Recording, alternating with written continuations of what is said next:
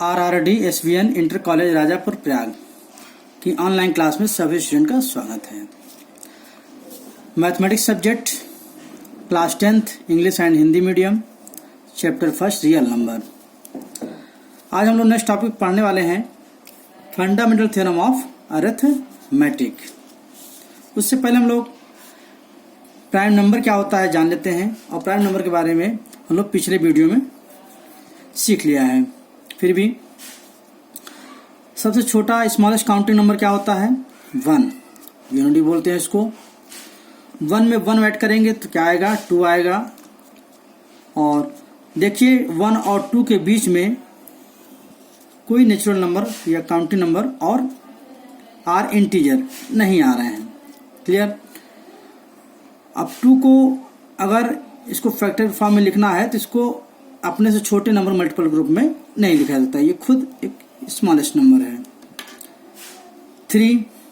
3 को भी अपने से छोटे नंबर के मल्टीपल के रूप में नहीं लिख सकते हैं। 4 को लिख सकते हैं क्या? 2 into 2।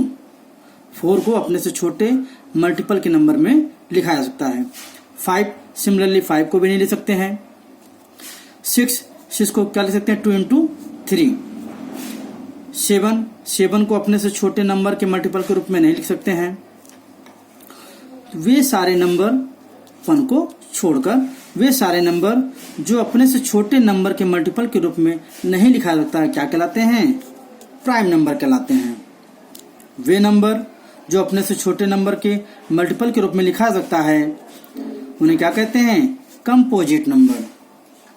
तो प्राइम नंबर की डिफिनेशन क्या हो जाएगी? Prime number, a prime number is a natural number greater than 1 that cannot be formed by multiplying two smaller natural number।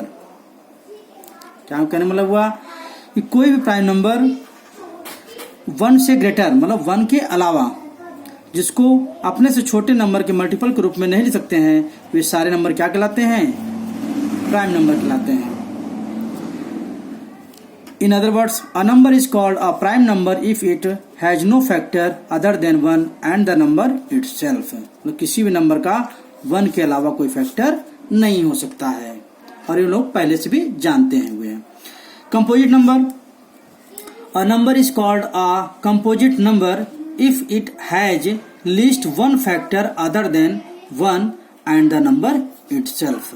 मतलब कोई भी नंबर 1 के अलावा उसका कोई न कोई एक लिस्ट 1 फैक्टर होगा जरूर, किसी भी नंबर का स्वयं के इटसेल्फ के अलावा। जैसे 4 है, 6 है, 8 है, 9 है, 10 है, 12 है, इन सब का देखिए अपने से छोटे नंबर के मल्टीपल के रूप में लिखा जा सकता है, इसलिए क्या कहलाते हैं? कंपोजिट नंबर कहलाते हैं। Next, the fundamental theorem of arithmetic. तो फंडामेंटल थ्योरम ऑफ अरिथमेटिक क्या हुआ? Every composite number can be expressed factorize as a product of primes. मतलब किसी भी कंपोजिट नंबर को एक्सप्रेस कर सकते हैं, फैक्टराइज कर सकते हैं प्राइम नंबर्स के प्रोडक्ट के फॉर्म में। And this factorization is unique.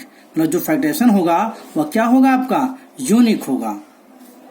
मतलब उसके जो फैक्टर होंगे प्राइम नंबर के फॉर्म में वह यूनिक होगा, apart from the order in which the prime factor occur. मतलब ऑर्डर आप चेंज कर सकते हैं। जनरली हम लोग असेंडिंग ऑर्डर के फॉर्म में लिखते हैं।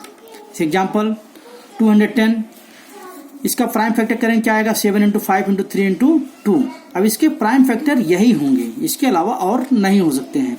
ऑर्डर आप चेंज कर सकते हैं किसी फॉर्म में, कोई दिक्कत नहीं, लेकिन जनरली हम लोग असेंडिंग ऑर्डर के रूप में लिखेंगे। In general given a composite number x we factorise it as x into p1 p2 p3 p4 pn।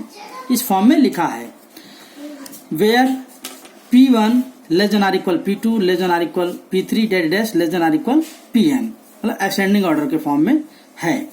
This is called prime factorisation. इसी को बोलते हैं प्राइम फैक्टराइजेशन। क्लियर हो गया? Good. Example do the prime factorization of, first है 140 and second part 156। इसका prime factor करना है, बहुत ही आसान है। We use the division method as so below. 140 को देखिए 2 से डिवाइड करेंगे 70 टाइम्स, 2 को 35, 5 से डिवाइड करेंगे 7 टाइम्स, 7 को 1 टाइम्स। तो प्राइम फैक्टराइजेशन ऑफ 140 क्या हो जाएगा, 2 इंटू 2 इंटू 5 इंटू 7। इसको आप ऐसे भी सकते हो 2 पावर 2 इंटू 5 इंटू 7। क्लियर हो गया। नेक्स्ट सेकंड पार्ट 156, इसको 2 से डिवाइड करेंगे तो 78, 2 से फिर करेंगे 39, 3 से करेंगे 13, 13 1 टाइम्स जाएगा। तो 156 का प्राइम फैक्टर क्या हो जाएगा, 2 इंटू 2 इंटू 3 इंटू 13। इसको आप ऐसे ले सकते हैं। क्लियर हो रहा है। Now with the help of prime factorisation we can calculate HCF and LCM of 2 or more positive integers.